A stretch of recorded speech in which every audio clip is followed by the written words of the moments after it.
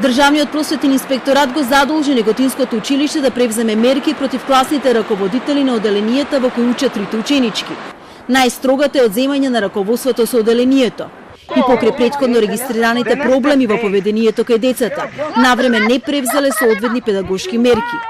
Класните раководители сами, без да достават предлог до органите во училиштето за изрекување соодветни педагошки мерки, на трите ученички неколку пати им изрекле само усмена, писмена опомена и укор. Со оглед на тоа дека ваквите мерки не вродиле со плод, класните раководители требале да превземат построги чекори, како на пример нивно преместување во друго оделение или пак училиште.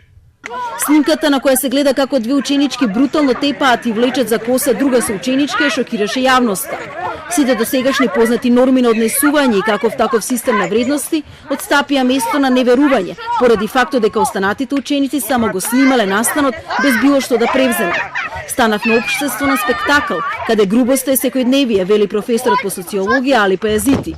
За него е особено поразувачки фактот дека ова не се случи во Скопје како голем и отуѓен град, туку во Неготина. Градче е периферно од Скопје, каде што меѓучовечките односи треба да бидат многу поблиски и бидејќи еден со друг скоро сите се познават и децата се многу по-конзервативни, многу по-традиционални, многу поврзани со семејните вредности нивни. Нашето општество, вели, се уште не е дојдено до степен да стравува дека некој ученик може да изврши масакр со огнено оружје. Но овој настан треба да не замисли. Наставниците треба повеќе време да посветуваат на децата, а во наставата треба уште учебници од областта на етиката.